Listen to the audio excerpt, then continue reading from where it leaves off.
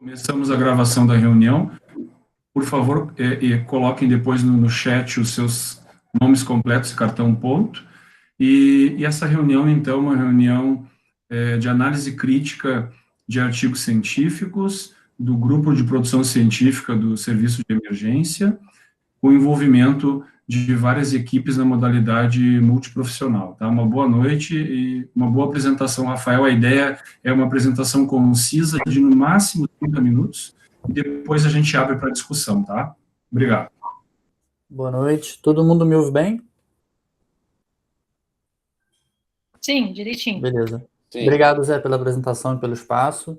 Eu vou apresentar hoje o artigo comparando o efeito do roucurone da succinilcolina na taxa de primeira passagem de intubação orotraqueal de um serviço pré-hospitalar na França, né? O sistema francês é um sistema público de saúde e tem algumas características parecidas com o Brasil, outras bastante diferentes, e a gente vai falando um pouco sobre isso durante a apresentação.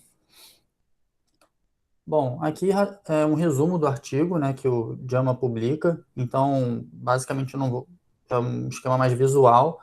E, resumindo assim, adiantando, né, não teve diferença importante, significativa, segundo os critérios adotados pelo estudo, né? O que fica de mensagem é que foram 1.200 pacientes e foram 17 unidades de pré-hospitalar na França. Bom, e eu segui a apresentação com o roteiro predeterminado da análise crítica que o Zé e o Pedro mandaram para a gente, mostraram. Então, basicamente, a apresentação vai seguir aquelas perguntas, né, já programadas. E aí a primeira pergunta, né, qual é a base teórica do assunto? Né, qual é a hipótese que justificou o estudo ser feito? A base teórica é que a gente usa o bloqueador neuromuscular, né, na sequência de intubação rápida. No entanto, esse é o primeiro estudo numa situação de emergência, né? Não é a nossa situação do cotidiano, é a situação do pré-hospitalar. Então, isso é uma diferença. Há muitas pessoas.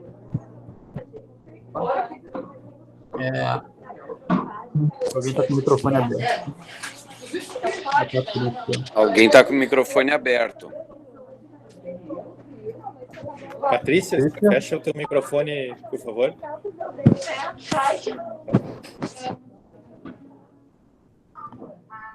Vou botar o nome aqui. O Zé consegue fechar. Valeu, obrigado. Bom, então a base teórica é que a gente, apesar de usar o bloqueador, esse é o primeiro estudo, né, numa situação de emergência. Existe um outro ensaio no CTI.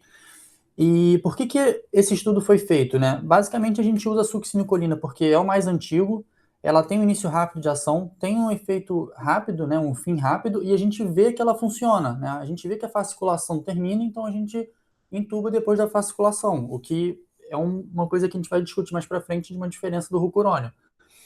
O problema da succinilcolina é que ela tem um grande número de contraindicações, né? Hipercalemia, paciente com doença neurológica, hipertermia maligna, distrofia muscular, todas essas doenças, o que numa situação de emergência, quando a gente não sabe muito do paciente, pode causar alguns problemas. Né? E além disso, ela está relacionada à hipercalemia, como eu falei, e a maior desaturação pela própria fasciculação, que é um ponto positivo, porque a gente vê quando ela termina, né? Mas é um ponto negativo que ela, teoricamente, em alguns estudos falam, ela poderia aumentar a hipoxemia. Bom, aí aqui, resumindo, assim, basicamente a quantidade de pessoas que o estudo achou que deveria alocar para ser um estudo relevante, né?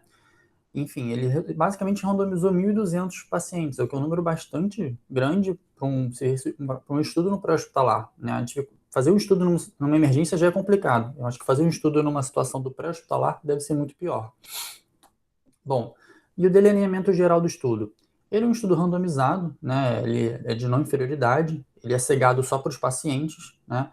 Ele é nacional, envolve vários setores da França, foram 17 centros, num período de 2 anos.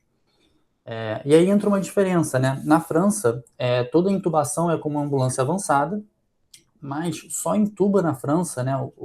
A pessoa que trabalha na ambulância avançada ou é anestesiologista ou é um emergencista, o que é uma diferença para o Brasil, né? Infelizmente, a gente ainda não tem esse volume de profissional, né? Enfim. E muitas vezes, no Rio, por exemplo, as ambulâncias não são da saúde, as ambulâncias, normalmente, elas são com bombeiro, é um acordo da prefeitura, então não é uma coisa uniformizada no Brasil isso. Bom, quais são os critérios de seleção? Na verdade, os critérios são muito amplos, né? Então, o próprio estudo ele fala basicamente em critérios de exclusão, né? Foram aceitos pacientes de trauma, pacientes clínicos, dispneia, enfim, qualquer sintoma, né, que necessitasse de intubação. Os critérios de exclusão, né, são alguns, né? Parada cardiorrespiratória, menor de idade, grávida, né, uma história compatível com contraindicação à succinilcolina, né, um paciente sob tutela.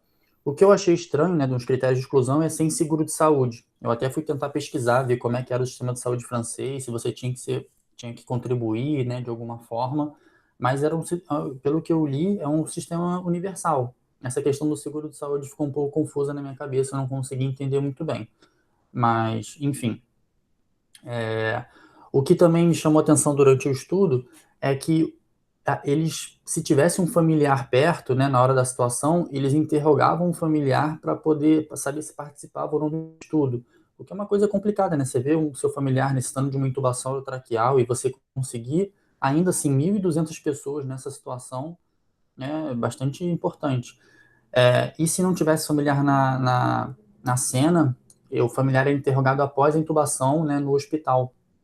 Também não devia ser uma situação muito confortável, né, de recrutar um paciente desse tipo. Deve ser bem difícil. Bom, a outra pergunta, né, era para caracterizar intervenções ou exposições estudadas. A intervenção do estudo era bem simples. Ela era uma pré-oxigenação, né, de aproximadamente 3 minutos. Ele não descreve muito bem como isso era feito, se era cânula de alto fluxo, se era Hudson, enfim, ele não descreve muito bem.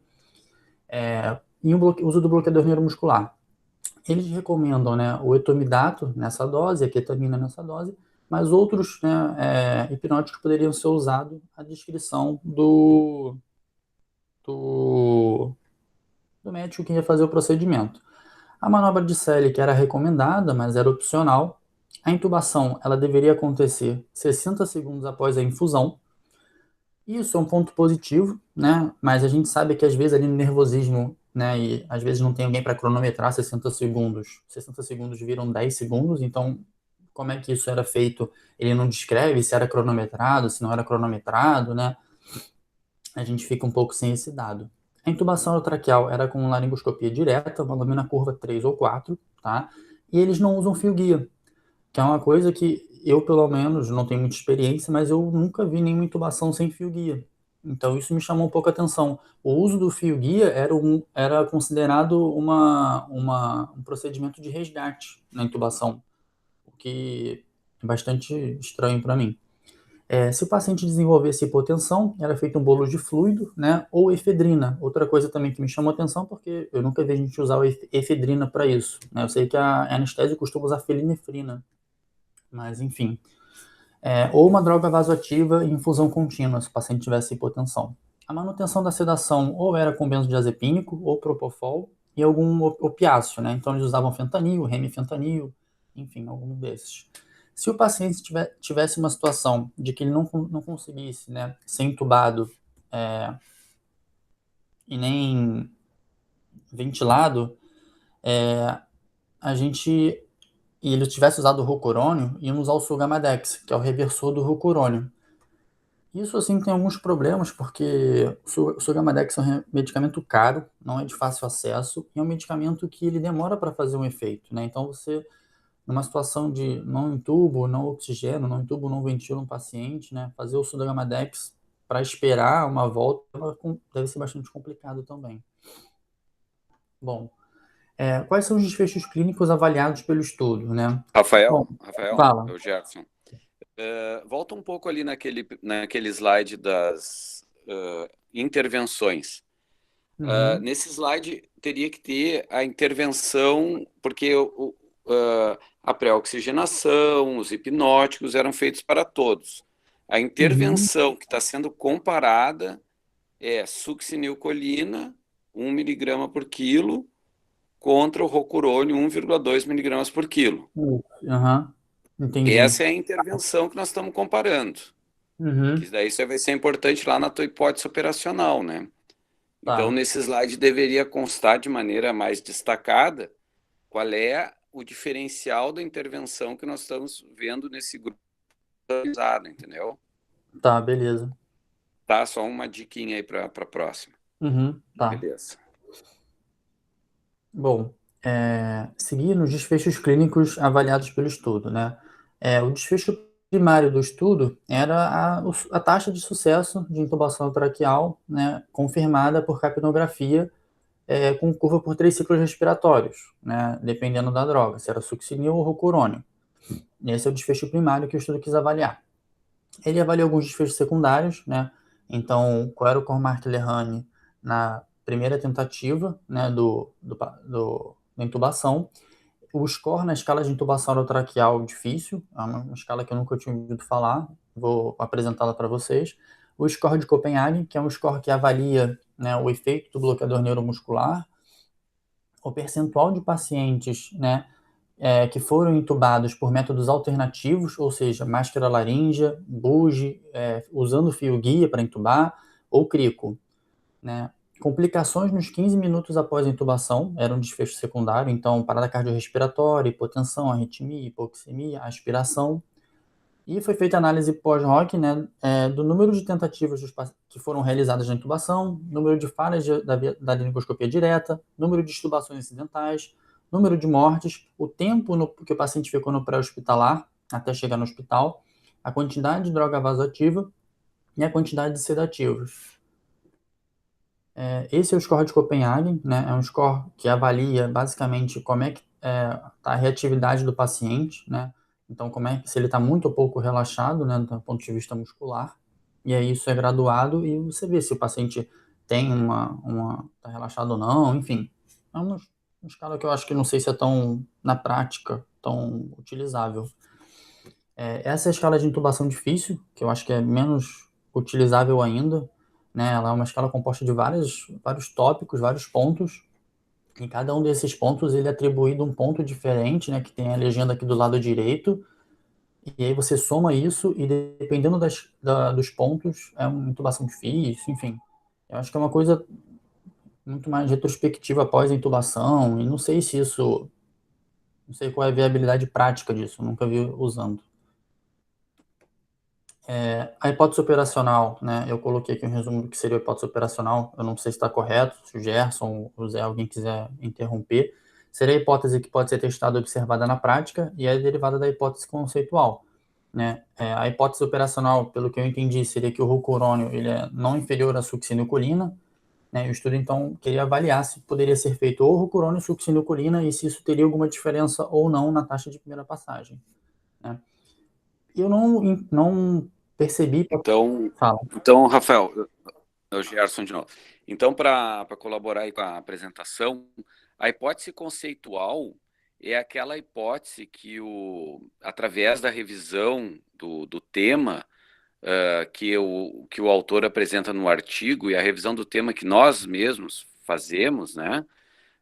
Qual é a impressão que dá, assim, que ele quer estudar, entendeu? E qual é a impressão que vai dar do resultado do estudo lá quando a gente ainda está na introdução, quando está planejando o estudo. Então, a hipótese conceitual nesse estudo seria assim, olha, o rocurônio tem menos efeito adverso que a succinilcolina. Essa é a impressão dos autores, é o que eles deixam transparecer. Então, vale a pena a gente fazer um estudo de não inferioridade, porque se ele não for inferior, pelos benefícios que tem de menos efeitos adversos e menos contraindicações, ele vai ser o nosso padrão para usar na sequência rápida de intubação em pré-hospitalar. Essa é a impressão que eu fiquei da conceitual. Não sei se alguém tiver uma ideia diferente, por favor, Gerson. Estou ouvindo. Vicente. Fala, Vicente. Acho que tem que falar sobre a H0 e H1 também, né, Gerson?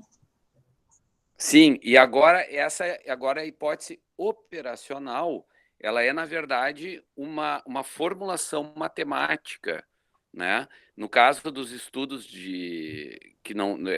os estudos mais comuns, que não é de inferioridade, os de superioridade, que tu não sabe o que vai dar, pode ser inferior, pode ser superior, tu diz que o H0, que é a hipótese nula, tu trabalha com a hipótese nula, é que a comparação entre essas duas coisas que eu estou comparando vão ser iguais. Então, tu vai falar, o intervalo, o risco relativo vai ser igual a 1, né? Vai ser igual, ou o percentual vai ser igual, né? Nesse caso, como é um estudo de não inferioridade, a gente faz o contrário, né? Então, tu vai dizer que H0 é que o uso do rocurônio é inferior à succinilcolina no procedimento de urgência em ambiente extra-hospitalar de intubação orotraqueal, com uma margem de até 7% de superioridade da succinilcolina, medido em percentual de sucesso. Eu acho que seria por aí, H0.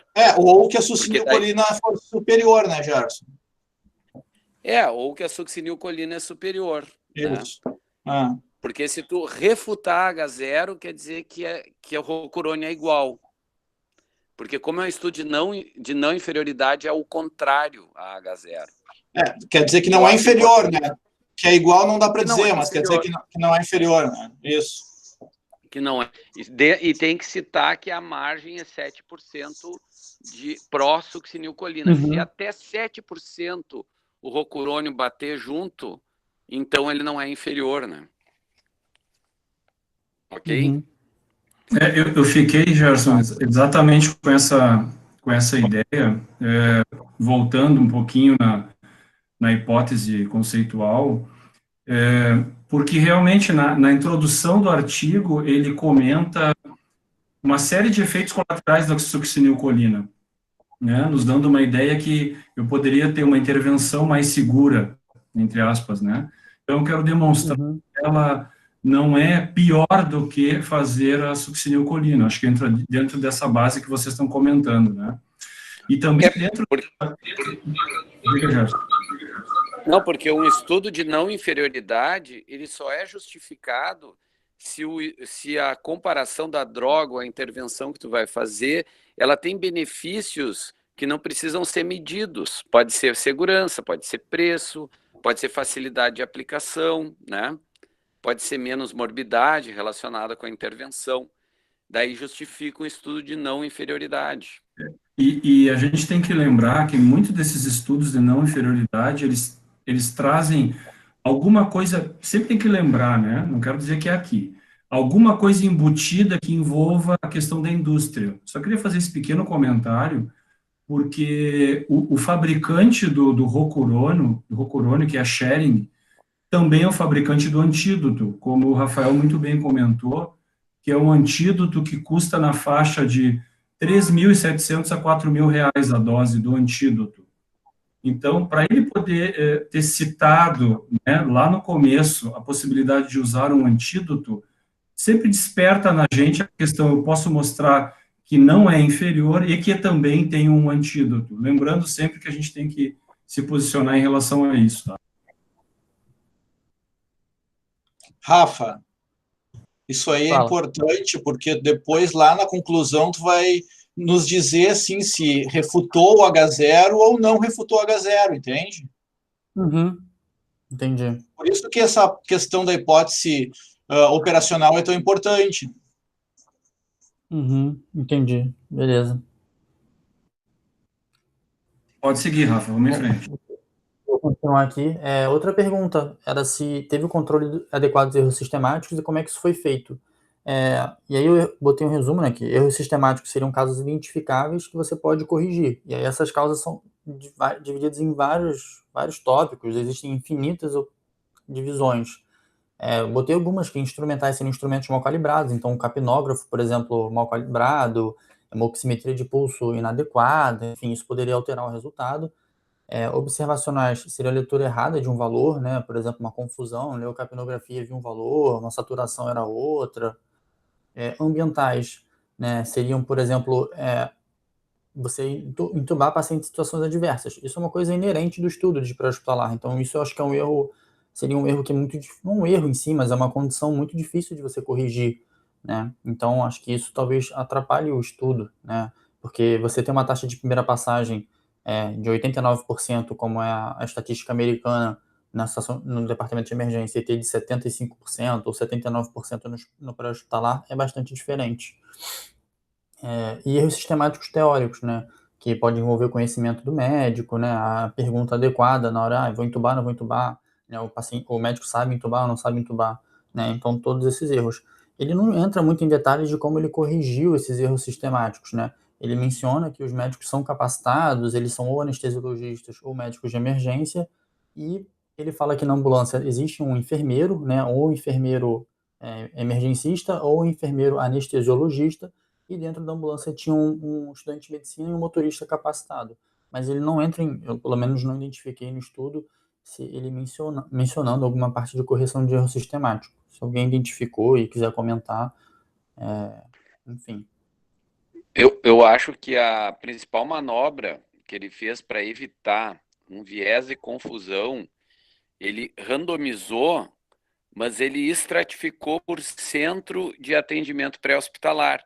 Porque o que poderia acontecer? Tu ter um centro de atendimento pré-hospitalar mais capacitado, com profissionais melhores, e outro com profissionais menos capacitados, por exemplo. Então, se ele não fizesse a estratificação por centro de atendimento na hora da randomização, isso podia carregar um viés se, por exemplo, caísse mais succinilcolina no grupo que é mais capacitado no que é menos capacitado, entendeu? Daí, Entendi. por causa da diferença de skill, de habilidade dos grupos, isso poderia induzir uma diferença que não era decorrente das drogas, mas por causa da capacitação dos médicos. Então, como ele pegou e fez a randomização de quem vai usar um remédio e quem vai usar outro, mas ele estratificou por centro de atendimento, então esse potencial viés de confusão foi certamente amenizado ou anulado, né, na minha visão. E a gente ele não faz depois assim ele não nos mostra como é que foi o percentual de sucesso de cada centro. Isso eu senti falta, eu gostaria de ver isso nos resultados depois.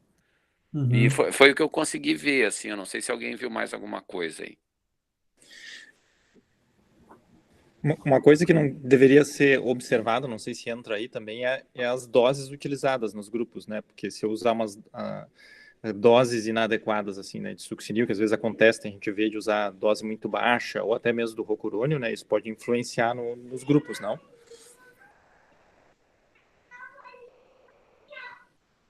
Eu realmente não vi, eu não lembro de ter visto nas tabelas os miligramas que eles chegaram a usar em média, né? Mas tinha a lição de 2,2. Eles comentavam que era por peso, né? O peso estimado. Isso está na base teórica desse estudo também, porque ali nas referências, eu dei uma olhada nas referências e algumas vezes o problema do rocurônio é dependente da dose, né? Então, em estudos anteriores que fizeram, usaram uma dose que talvez fosse considerada inadequada para sequência rápida. Então, nesse estudo agora, eles usaram a dose correta que eu estou tentando achar aqui, mas não estou achando. Assim que eu achar, eu aviso. Do rocurônio? Exatamente. Foi 1,2. Foi 1,2 miligramas por quilo. Perfeito. É que em outros estudos, que está nas referências do artigo aqui... Usavam doses menores, né? Exatamente isso aí. Exatamente. Isso aí. Isso foi uma coisa que eles testaram também, porque eles achavam, é mais difícil porque usa dose menor, então... Isso aí. Isso aí. Bom, continuando, né, como é que se procedeu o controle dos erros aleatórios? O controle dos erros aleatórios, né, um estudo que ele teve uma amostra com um número adequado de participantes. Algumas críticas ao número de participantes podem ser feitas, né, e a principal crítica é que eles consideraram que o N do estudo teria o poder adequado para mostrar uma diferença, considerando uma taxa de passagem de 75%, né? A questão é que o grupo da succinilcolina atingiu quase 80%, e, além disso, né, uma outra crítica ao tamanho do estudo, né, isso aí é uma situação de diferença inerente, acho que ao pré-hospitalar e no na situação hospitalar de intubação, é que na corte americana, né, no Registro Nacional de Intubações da Emergência nos Estados Unidos, a taxa de primeira passagem pelos médicos do serviço, né, não residentes, os attendings que eles chamam, é de 89% na primeira passagem. Então, assim, é uma diferença importante, né? Acho que talvez seja só inerente ao pré-hospitalar, não sei. Mas o fato é que o grupo da succinilcolina atingiu 5% a mais, né? Então, talvez o estudo deveria ter um N maior, pelo que eu entendi, né? Para conseguir mostrar uma significância mais importante. Agora, algumas características de um grupo para o outro, né?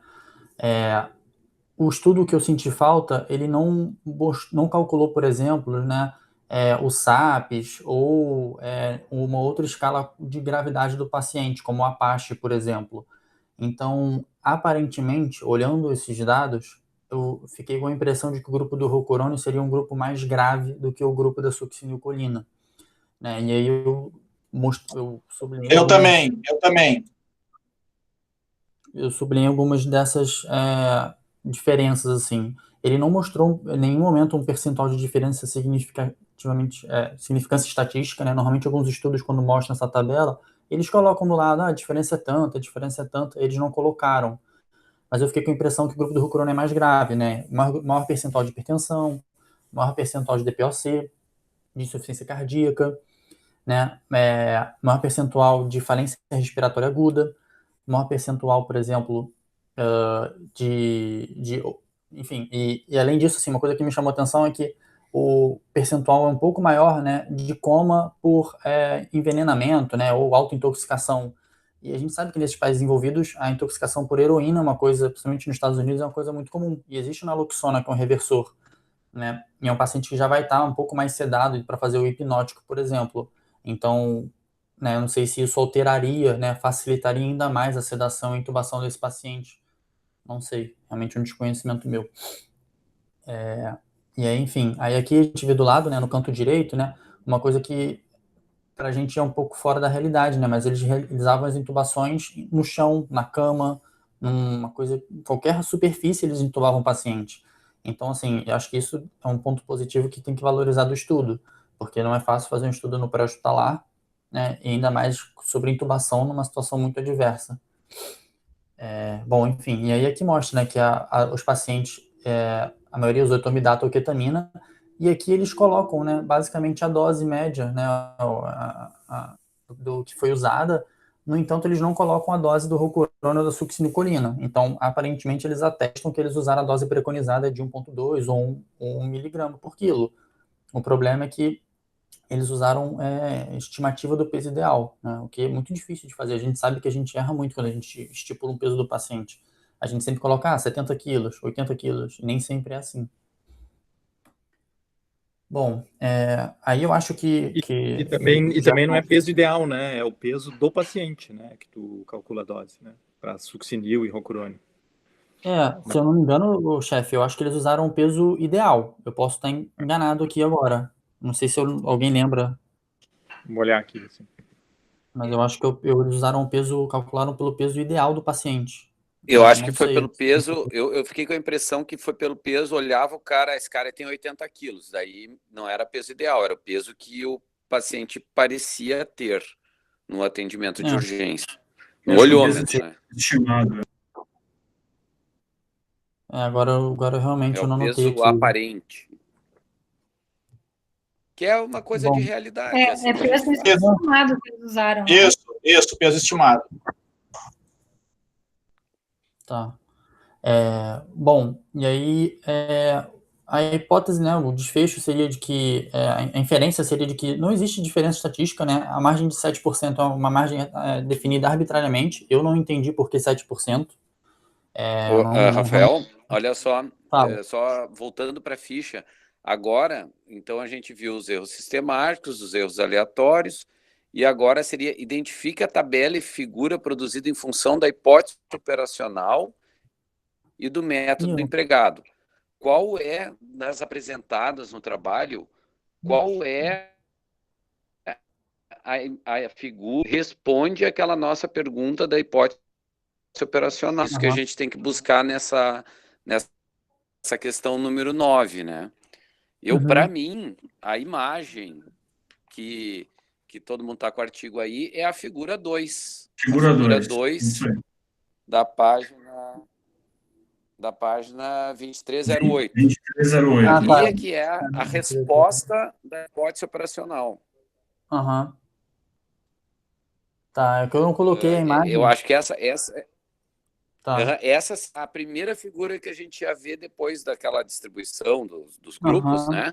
Então, qual a figura que responde a nossa pergunta da hipótese operacional? É a figura número 2.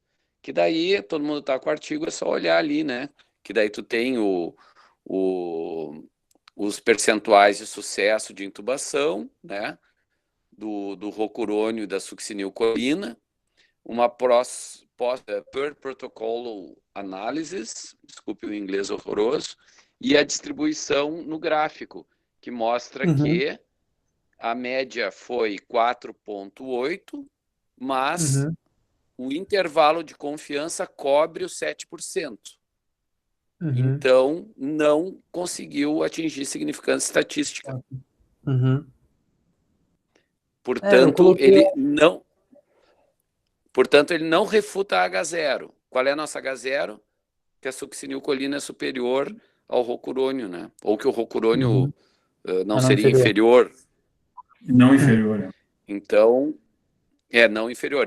Não refuta a H0, ou seja, o rocurônio ele é inferior à succinilcolina, né?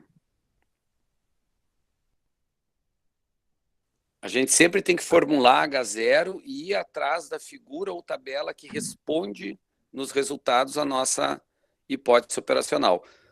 Estudos mal feitos, mal descritos, muitas vezes a gente tem dificuldade de achar isso claramente numa tabela, né? Essa que é a utilidade da ficha de leitura, que daí tu disseca o artigo nas coisas que importam para nós, né? Mas, alguém tem alguma outra ideia aí? Não, acho que é isso, Gerson. Acho que é importante lembrar para os residentes que a gente sempre vai observar a tabela 1, que é chamada tabela 1 classicamente nos artigos, que é para avaliar aquilo que tu comentaste previamente, se os grupos eram equiparáveis ou não. E, por vezes, mesmo sem ter a significância estatística, do ponto de vista do impacto da patologia que a gente está diante, ou do cenário clínico, essa diferença numérica pode ser importante. Então, a dita tabela 1, ela é sempre muito importante a gente olhar. E a segunda, tão importante quanto, ou mais importante até do que a tabela 1, é exatamente aquela que vai em cima da hipótese, o que o artigo levantou. Ele queria comparar essas duas intervenções, nós temos que ir atrás desse gráfico, ou dessa tabela, que mostre o resultado daquilo que ele quer mostrar no estudo. Sempre essas duas a gente tem que procurar. A dita tabela 1 e a tabela que envolve a hipótese do estudo, né? Vicente, Laura, por favor, comentário. Eu acho que eu perdi uma parte aqui, tive que atender o telefone. Ficou como... Desculpa, Gerson, tu disse que era essa tabela que tu acha que é a que melhor... Não, ela não está representada, Laura, é a figura 2, na verdade. A figura 2, tá. Figura 2. Tá, a figura 2 é que é a resposta da hipótese operacional. Exato. E daí, em relação ao que o Rafael falou, do porquê que eles escolheram 7%, não sei se alguém tem alguma ideia do porquê que eles escolheram essa margem de 7%? Foi porque a diferença nos estudos anteriores da intubação com succinilcolina era de 17% a 20%. E para tu calcular um estudo de não inferioridade, tu tem que ser, o teu limite de margem tem que ser inferior à metade desse valor. Isso aí. Então, por isso que eles escolheram... Ótimo aluno, não era para ti a pergunta, mas arrasou. Não, é porque o Rafa também fez a mesma pergunta, foi por isso lá. Isso aí às vezes é com droga e às vezes é até placebo, né? Às vezes, quando é alguma coisa que não tem outra opção de droga, às vezes a gente vê qual é a resposta que tem no placebo e aí faz esse cálculo que o Vicente falou da metade, né? Então é daí que saiu esses 7%. E acho que é aí que mora o nó górdio da questão desse estudo aí, né? Exato. Era esse o meu comentário. E só falando então em relação ao que o Zé falou, não sei se eu estou falando bobagem, mas então assim, em relação à tabela 1 desse estudo aí, em que o Rocurônio ele era um pouquinho mais grave, se eu fosse um defensor do Rocurônio, eu podia dizer o seguinte, né, que ele o estudo não funcionou, mas os pacientes do Rocurônio eram pior, ou não? Mas será que a questão qual é o nosso desfecho? É conseguir ou não entubar? É mais difícil entubar um paciente que tem mais doença? Não, beleza, acho que isso é verdade. Essa é a dúvida, entende? Eu acho que não necessariamente, eu acho que tem muito mais a ver com massa IMC, com dificuldade de banfalate, sei lá, enfim, né? É muito mais coisas mecânicas do tamanho que da propriamente língua, a exposição né? do pote. Perfeito, Às vezes, perfeito. para mais caquinho, a gente entuba até mais fácil, porque ele é menorzinho, né? E a gente consegue levantar ele melhor, enfim. Acho que essa é a dúvida, né? Talvez tenha um viés protetor favorecendo o Rocurônio nesse aspecto, que se a gente for ver na tabela 2 ali, ó, o Cormac do Rocurônio, pelo menos o número 2, favorece o Rocurônio. Foi mais fácil entubar os que usaram o Rocurônio. Se vocês forem ver, ele tem uma diferença de 8% praticamente entre os grupos da intubação. Ali na número 2, deu até uma diferença, deu um P menor que 0,001. Estão vendo ali na figura na tabela 2? Aham. Então, a pergunta é sempre essa, né? Quando a gente olha a tabela 1. Coisas que são diferentes, elas influenciam no nosso desfecho primário ou não? Os pacientes não necessariamente precisam ser exatamente iguais. Claro, tem outra coisa, né? Quando a gente vê que começa a ter muita coisa muito diferente, para que serve também a tabela 1? Se eu vejo que tem muita coisa muito diferente, aí a Laura pode dizer, mas o paciente mais doente não é mais difícil de entubar, ok, mas o que mais que a tabela 1 me mostra? Que essa randomização ficou bem feita, né? Porque lembra qual é a vantagem de eu fazer um estudo que é randomizado? Teoricamente, se eu tenho um estudo grande com números suficientes, eu estou deixando igual os dois grupos, não só naquilo que eu conheço, mas naquilo que eu desconheço também. Então, sei lá, daqui a alguns anos a gente descobre que tem alguma coisa... Para intubação é mais difícil, mas sei lá, eu estou fazendo uma droga antes de saber que existe hepatite B e C. No futuro, se eu quiser olhar de novo esse estudo, teoricamente, mesmo sem saber, eu dividi certo quem tinha hepatite para um grupo para o outro, porque a randomização foi bem feita, então tudo ficou igual. Quando eu começo a ver que tem muita coisa diferente entre um grupo e outro, não estou dizendo que seja necessariamente aqui, porque a diferença aqui é pequena, mas se fosse uma diferença um pouco maior, além da questão que eu posso até dizer, não está me atrapalhando no desfecho, mas será que essa randomização está bem feita? Então a tabela 1 me ajuda para isso também, para eu avaliar se a randomização está bem feita ou não. Não sei se fez sentido. Eu acho que sim, Laura, e tem um outro comentário que eu queria fazer. Concordo. Que é a questão, assim, ó, do ponto de vista prático, aquilo que o Daniel falou, e tu, o Vicente, nós temos a dificuldade, a gente vai medir entre uma via aérea difícil e uma via aérea não difícil, tá? A grosso modo, assim, né? E a gente vê que, por exemplo, eles usando aquele score, que eles usaram o score de Copenhagen, eu fiz o somatório aqui entre via aérea boa e via aérea ótima, a gente é absolutamente igual os dois grupos. 535 pacientes num grupo, 533 no outro, entre via aérea boa e via aérea ótima. Então, eu acho que isso acaba, até, Daniel, a gente acaba relevando aquele cenário da tabela 1 ali, do ponto de vista numérico, no momento que, independente da patologia de base, na grande maioria dos dois grupos, eu tive um acesso a essa via aérea considerado boa ou ótima. Eu acho que isso é um dado interessante. Isso que eu quis dizer ali, né, Zé, que eu não me preocupava tanto. Só essa coisa da randomização, realmente. Perfeito, por isso que também quando a gente vai ver esses artigos é importante a gente ter um conhecimento teórico prévio, né, para saber exatamente o que é que importa, o que não importa da gente olhar, né. Isso aí, com certeza, com certeza. Bom, vou continuar aqui então, né, a avaliação dos desfechos secundários, basicamente ele teve um percentual maior de Cormac-Lehane 2 no grupo da succinilcolina, que foi estatisticamente significativo, mas um percentual maior de Cormac-Lehane 1 no grupo do Rocurônio, sem significância.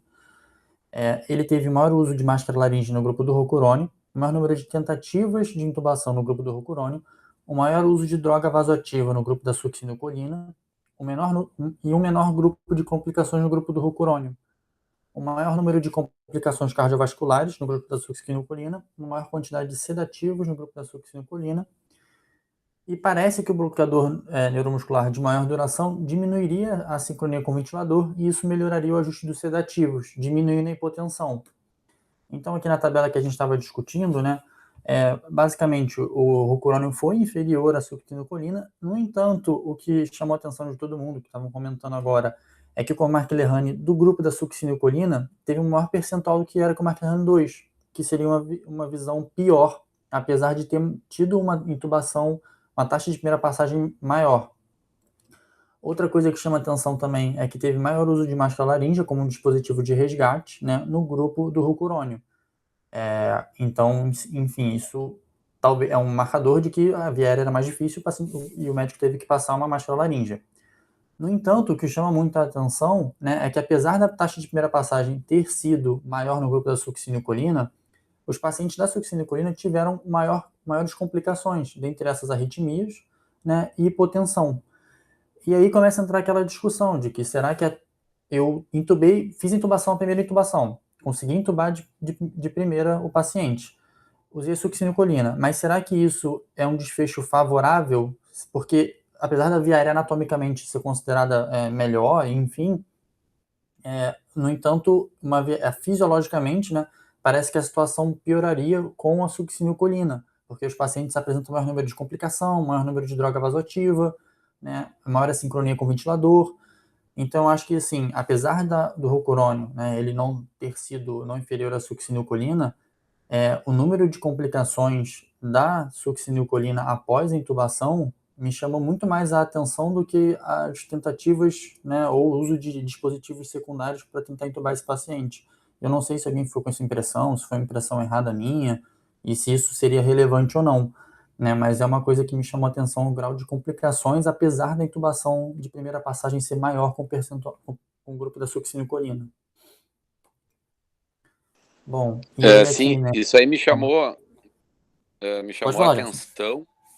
Me chamou a atenção, Rafael, mas só que daí se tu vai ver a mortalidade dos grupos, embora não tenha atingido significância estatística, morreu mais gente no grupo do rocurônio.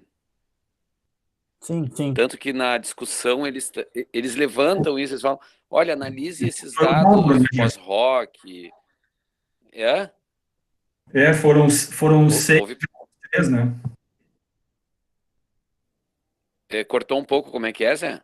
Não, o grupo foi maior, foram 6 óbitos no grupo do rocurônio e 3 no da Isso, daí eles até sugerem os autores de tu analisar com cuidado esses desfechos secundários ou pós-rock, né?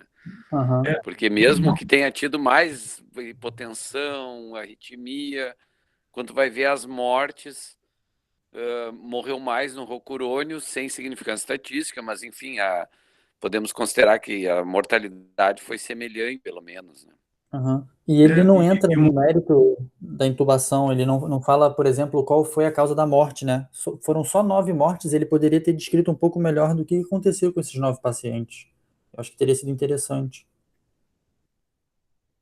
Mas uma coisa que eu acho que a gente tem que cuidar nesse cenário é que, analisando os fármacos em si, a gente tem que lembrar que eram usadas outras drogas adjuvantes ali no cenário da intubação, né? E dependendo das drogas adjuvantes que tu usa, tu tem mais hipotensão, mais arritmia. Então, talvez, não necessariamente do relaxante muscular, mas da droga que era associada, né? E uma coisa que me chama a atenção nesse cenário secundário é que o que a gente quer? A gente quer uma intubação só, certo? Esse é o nosso alvo. Então, quantos pacientes, que grupos a gente teve mais tentativas de intubação? Eu acho que nessa análise secundária entra de uma maneira mais significativa até o número de pacientes que precisou de outra via aérea ou de uma outra tentativa de intubação, né? Como uma coisa secundária, né? Não sei o que o Vicente, a Laura, o Daniel pensam do ponto de vista prático do cenário da intubação, das co-intervenções, né, que a gente usa, e da falha. A falha é a frustração, a falha é o fracasso, vamos dizer assim, da primeira tentativa, né? Então, isso acho que é um dado secundário mais relevante nesse cenário aí da sequência rápida, pessoal. O Emanuel levantou outra coisa também no comentário, é que ele botou que apesar da mortalidade maior no grupo do roucorônio, teria relação também com a gravidade dos pacientes no grupo do roucorônio ser um pouco maior, né? Realmente, acho que é um bom ponto, talvez, de levantar. Não sei o que o Gerson, o Zé Pedro acham. Eu acho que parece que esse N não foi capaz nem de avaliar o desfecho principal. Então, o desfecho secundário, como o Gerson disse, ele é secundário mesmo, né? Ele é apenas serve para inferência, assim, para tentar pensar se algum outro estudo, enfim, a ser feito, mas eu acho que ali é só para a gente ficar conversando mesmo, assim. Bom, e aí aqui, né, a continuação daquela tabela, em outra, só mostrando um grupo maior de epinefrina, né, e de um vasopressor secundário no grupo da succinilcolina, o que, enfim, né, é estranho, porque você tem uma taxa de primeira passagem maior nesses pacientes, e mesmo assim eles talvez precisem de maior intubação, maior necessidade de vasopressora, e eram pacientes que pelo grupo não seriam tão graves, mas enfim, e morreram menos do que morreram no grupo do roucorônio, né. Bom, e aí ele pergunta se o trabalho tem validade interna, né? E eu botei um resumo que validade interna seria a extensão dos resultados, se a extensão dos resultados obtidos, né, eles são uma verdade para a população sendo estudada e, portanto, não se devem a erros metodológicos. Pelo que eu entendi, sim, o trabalho teria validade interna para o que foi proposto. Eu não sei se alguém quer comentar alguma coisa sobre isso, se não acha que não teve, enfim, eu acredito que tenha tido. Continuando, o trabalho tem validade externa e qual a inferência sobre a hipótese conceitual? Bom, a validade externa seria a extensão, né, ou a generalidade do trabalho na nossa prática diária, especialmente para a população que a amostra pretende representar. Levando em fato que é um serviço de pré-hospitalar, né, sim, teria validade externa. A questão que eu acho que vale a gente pensar é que a gente não trabalha no serviço de pré-hospitalar, a grande maioria de nós, nem talvez vai trabalhar, e grande parte das intubações foram sem uso de fio-guia. Além disso, o serviço pré-hospitalar da França é um serviço muito capacitado, que eles são médicos ou emergencistas ou anestesiologistas, com pelo menos 2 anos de prática após a residência, e é um serviço que, por exemplo, coloca ECMO, né, no pré-hospitalar, que é uma coisa que, enfim, eu acho que tem uma aplicabilidade, mas eu não acho que seja completa. Eu não sei se eu interpretei errado o dado, eu não sei se, enfim, não sei se alguém quer comentar alguma coisa sobre a validade interna e externa do trabalho. Eu acho que a questão, assim, a validade interna, eu também achei que ele fez um controle adequado de erros sistemáticos e erros aleatórios, né? Teve cálculo do tamanho de amostra, teve os cuidados estatísticos, e com relação à validade externa, seria, assim, o atendimento que a gente consegue prestar via atendimento SAMU, por exemplo, né? Que é o que presta atendimento em Porto Alegre pré-hospitalar na rede pública. Se para a nossa realidade aqui em Porto Alegre, do SAMU, esse estudo se aplicaria, né? Nós temos a possibilidade de ter ambulância avançada, com médico, né? Médicos experientes e tal.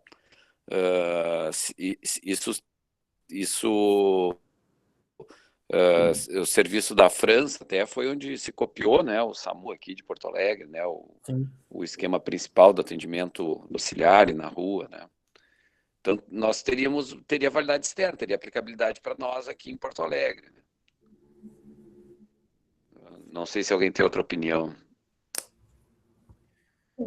Eu concordo contigo, Gerson. Eu vejo que a gente tem um sistema de referência mundial, que é o SAMU francês, que o modelo foi usado em outros países.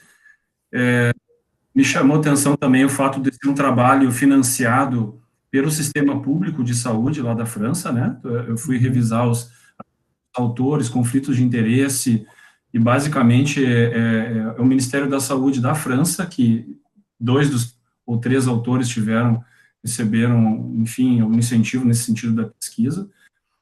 E um dado muito importante da validade externa também envolve a questão do valor dos fármacos, né? Uma ampola de succinilcolina é na faixa de R$22 a R$25, né? Então, diante da nossa realidade, do que a gente dispõe desse fármaco aqui, eu acho que é um dado interessante de validade externa para a nossa realidade, até pela questão da farmacoeconomia. O Zé, sabe quanto é o preço do Rucurônio?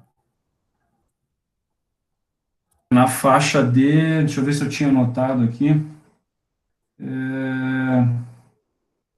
eu anotei em algum lugar aqui, mas é bem mais caro, Rafa, do que se não me engano, era na faixa de em torno de 300 a 400 reais, mais ou menos, tá? Nossa. Bem mais. Dá mais ou menos umas 20 vezes o valor da ampolinha de succinilcolina, que é de 22 reais.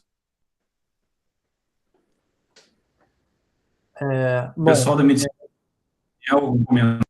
Cara, eu não tenho certeza, Zé, o que eu me lembre da última vez que a gente tinha conversado é que ela é um pouquinho mais cara, mas acho que não é tanto quanto tu tá falando. O que é muito caro, que eles sempre daí colocam como o impeditivo, assim, de padronizar, etc., é o Sugamadex, né?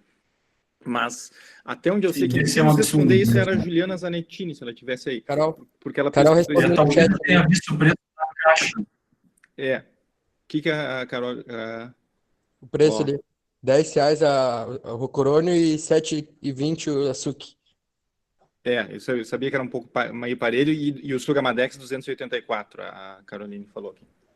Mas esse 284 aí deve estar fora, Daniel, porque ele é de R$2.000 para fora o antídoto, cara. Não pode ser esse valor aí, a não ser que tenha... Eu acho que tenha barateado, porque eu tenho impressão, eu tinha uma lembrança desse valor também, que aparecia de custo para o hospital, para o clínicas, na tentativa de padronizar, etc., ali embaixo. É o que diz na GHUSE aqui, disse a Carol, que ela está olhando. Perfeito. Que bom. Bom, aí, agora eu acho que eu entro na parte mais, na pergunta que pelo menos foi a minha interpretação, né? Eu não tenho experiência nenhuma, não tenho conhecimento nenhum, mas foi a parte que eu interpretei, que eu acho que assim, tem significância clínica e qual é a aplicabilidade. Eu acho que tem significância clínica e, pelo que eu entendi, assim, eu acho que o Rucurônio poderia ser uma alternativa ao pré-hospitalar, né? Apesar, enfim, de um pouco mais de uma mortalidade um pouco maior e o estudo não ter demonstrado ser um pouco inferior, eu acho que dependendo da situação ele tem a sua aplicabilidade. Talvez não seja a primeira opção, enfim, mas eu acho que tem aplicabilidade, apesar da situação. Eu não sei se alguém quer comentar alguma coisa, eu não sei se eu teria falado o que o estudo que falou, que é não inferior, enfim. Então, eu não sei qual era o objetivo dessa pergunta, se era interpretação maior ou, enfim. Não sei se alguém quer comentar alguma coisa sobre essa pergunta. Só sobre essa pergunta para as outras apresentações, a significância clínica é assim, se por exemplo, uma droga, ela se mostra superior, mas ela é extremamente dispendiosa e dá muito trabalho em utilizar. Então, pelos benefícios pequenos obtidos com essa medicação, nós não vamos trocar o tratamento.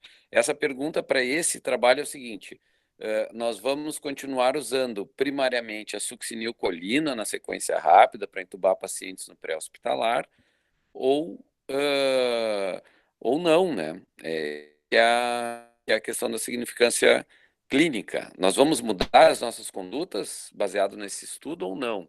A princípio, o estudo foi negativo, né? Ele não mostrou superioridade do Rucurônio, mas ele pode ser uma... Tá. Então, a gente estava vendo aqui... uma ligação, desculpa. Posso falar aqui? Não vou interferir. Então, claro, por favor. Como o Rucurônio... é a Aline que está falando, estou aqui no computador da Carol, estamos eu, a Juliana e a Carol aqui no Covid. Na verdade, como ele mostrou ele se mostrou não inferior, né, à succinilcolina. Eu não consegui ler todo o artigo, mas eu estava lendo acompanhando aqui algumas partes.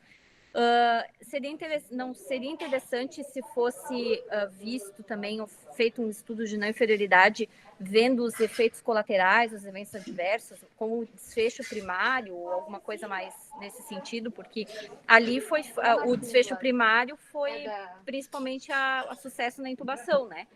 Então, nesse aspecto, a gente pode dizer que ele não é inferior, mas aí tudo bem, mas vai compensar mesmo em relação... Que ele é inferior.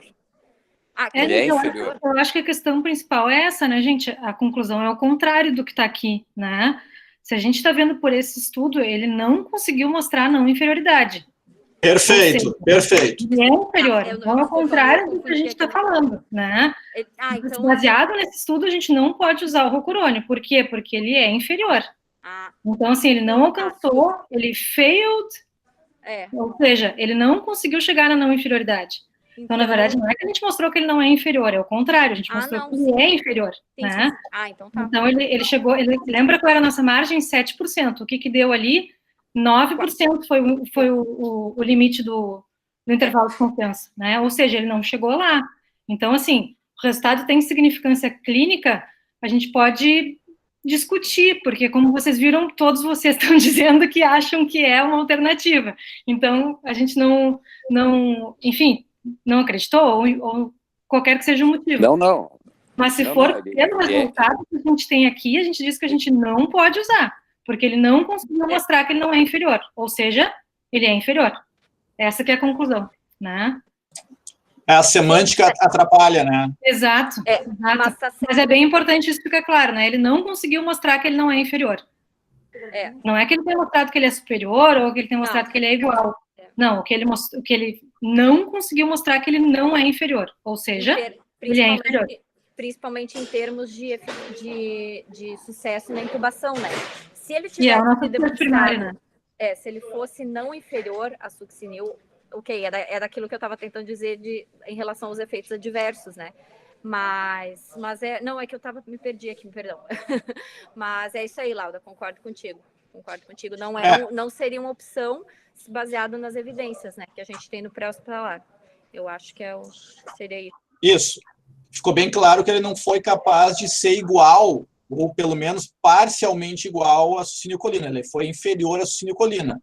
Talvez o que possa ser discutido aqui é a questão do tamanho de amostra para esse estudo, porque estudos de não inferioridade, eles têm esse problema de tu precisar, como a diferença, que tu tem que alcançar uma diferença pequena. Ao contrário dos outros estudos em que tu tenta alcançar uma diferença grande para mostrar que um é melhor que o outro, no caso da não inferioridade, tu tem que alcançar uma diferença pequena para poder dizer que eles são parecidos.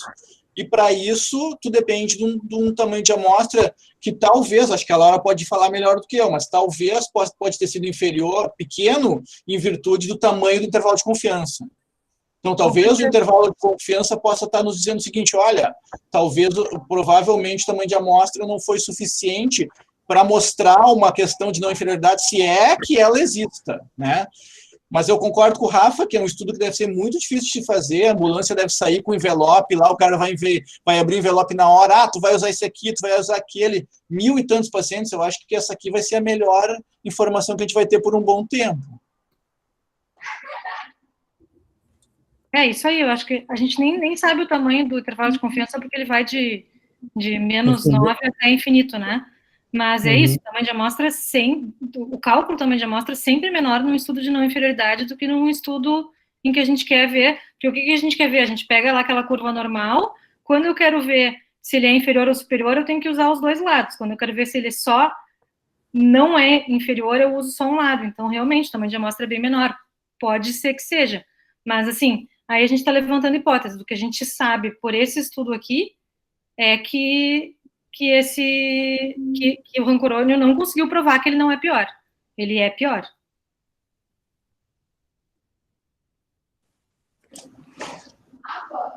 Bom, continuando o estudo aqui, eu vou falar das limitações dele, que eu interpretei, enfim, dos problemas do estudo. Eu não sei se depois alguém vai querer comentar alguma coisa.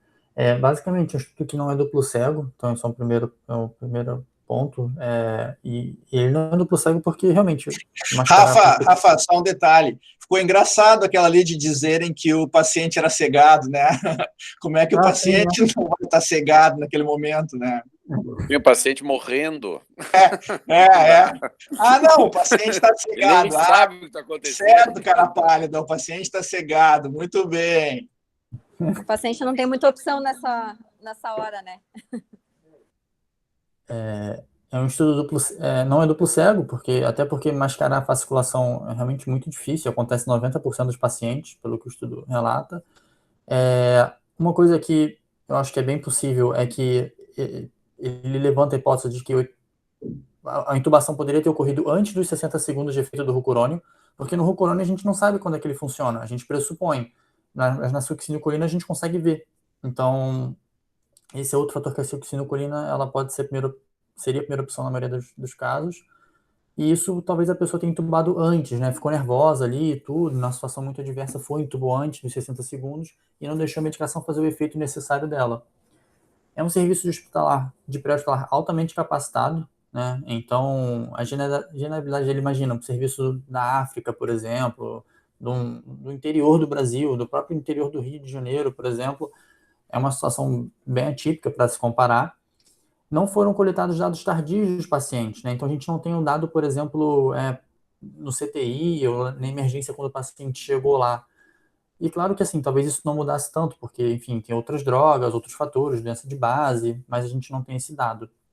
Alguns estudos, né, recomendam uma dose maior de succinilcolina, 1,5 kg. A gente costuma usar 1, então, enfim, eu não sei qual seria o benefício de usar 1,5 também, já que teve mais efeitos adversos, mais complicações nesse grupo da succinilcolina, né, apesar do grupo, não ser o desfecho do estudo analisado. Intubações sem fio-guia, sem lâmina reta ou sem videolaringoscopia. A videolaringo não é a nossa realidade, mas nos Estados Unidos o pessoal usa videolaringo direto. Então, enfim, essa é uma outra crítica também. Não se sabe o número de intubações ano de cada médico, né? Nem os anos de prática individual de cada um, nem se teve diferença, por exemplo, entre os centros. Né? A gente não tem muita essa informação. E se tem diferença entre os emergencistas e anestesiologistas. Né? Então, é uma coisa também que pode alterar aí o resultado. Outra coisa que é bastante importante são os resultados autorreportados. Apesar de na ambulância ter uma enfermeira, ter um médico, ter um motorista, um estudante de medicina, quem reportava o dado era o médico e não era a enfermeira. Então isso pode ter um viés no resultado. Ele não define o que é tentativa, ele não define se tentativa é tentativa de passar o tubo, se a tentativa é na laringoscopia, né, se é a inserção da lâmina na cavidade oral, ele não define isso. Então, enfim, o que seria uma tentativa para uma tentativa para outro médico, para um centro, para outro centro. Além disso, né, algumas coisas que, enfim, a taxa de primeira passagem, será que ela deveria variar pelo uso do paralítico? Porque os dois são bloqueadores neuromusculares. Será que o que faz variar não seria a dose do paralítico e o tempo de início de ação? Né? Enfim, porque a gente usa no CTI, por exemplo, a Tracura, enfim, o paciente fica bloqueado lá. Será que a medicação com um mecanismo de ação similar, será que ela não deveria ter o mesmo efeito final? Entendeu? Porque, por exemplo, claro, a gente usa o midazolam e etomidato, cada um vai ter um efeito, mas a hipnose do paciente vai ser similar. Né? O tempo de infusão do paralítico e a confirmação da intubação, ela não foi avaliada. Então, eu não sei, por exemplo, quanto tempo que demorou esse procedimento, quanto tempo demorou a laringoscopia, enfim, não teve nenhuma escala Apache ou SAPS entre os pacientes, né, para parecer qual que era mais grave entre um e outro. A amostra foi calculada para 75% de passagem na primeira tentativa e o grupo da succinilcolina chegou a quase 80%, né, o que é um percentual menor do que nos departamentos de emergência dos Estados Unidos, pelo menos. 7% de definir inferioridade, eu não sabia como é que era feito o cálculo, então, enfim, essa aí eu achava que era uma opinião do pessoal de lá, mas a Laura já explicou, e o Vicente também. E aí o estudo é de não inferioridade, mas talvez a pergunta deve ser, né, qual a probabilidade de que a taxa de sucesso maior com a succinilcolina representaria um benefício ao uso da tal droga, levando em conta as contraindicações e os efeitos adversos mostrados no estudo, apesar de não ser o desfecho inicial. Essas são as limitações que eu anotei. Eu não sei se alguém queria comentar mais alguma outra coisa, comentar alguma coisa do trabalho, do estudo. Enfim, esse é o último slide. Se alguém quer falar alguma coisa.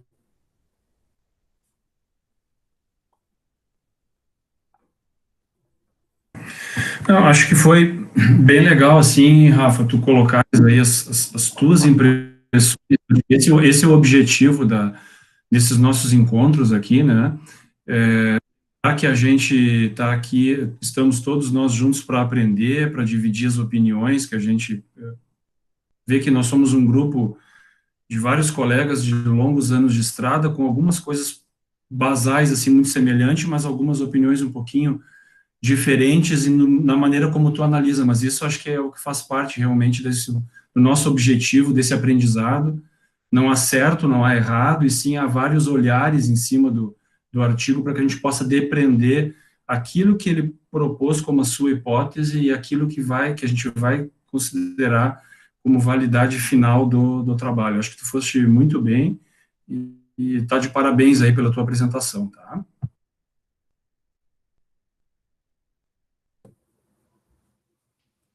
Eu acho, Rafa, foi muito legal, parabéns, acho que ainda mais sendo o primeiro, né?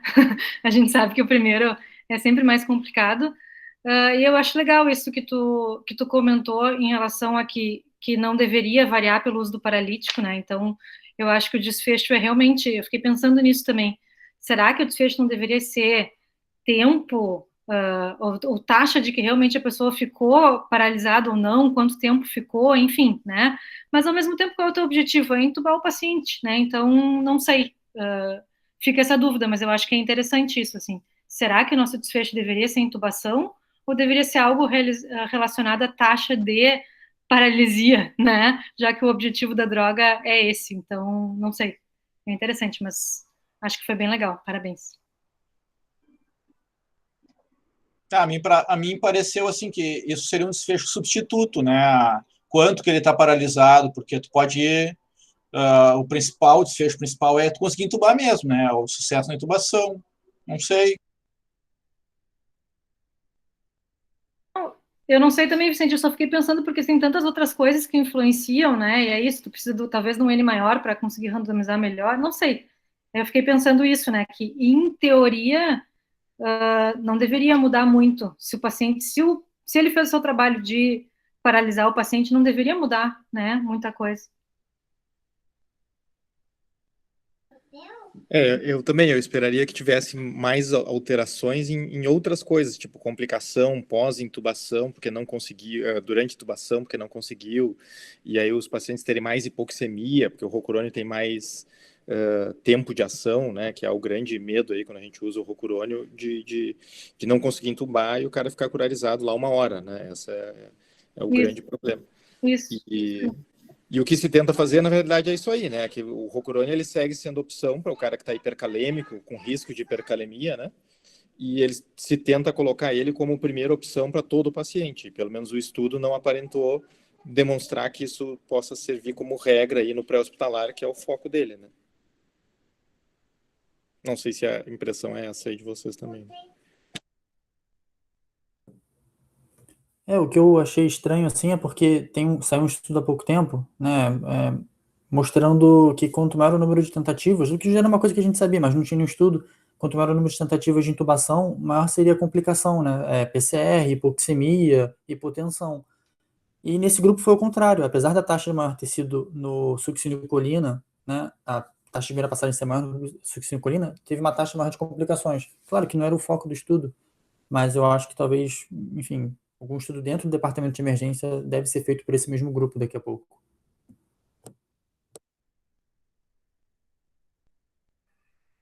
Pessoal, eu acho que já está pelo adiantado da hora, e a gente já passou de 1 hora, né? Eu acho que foi excelente aí a nossa primeira discussão, então estão todos convidados para o final do mês, então daqui a 2 semanas a gente fazer a nossa segunda discussão, né?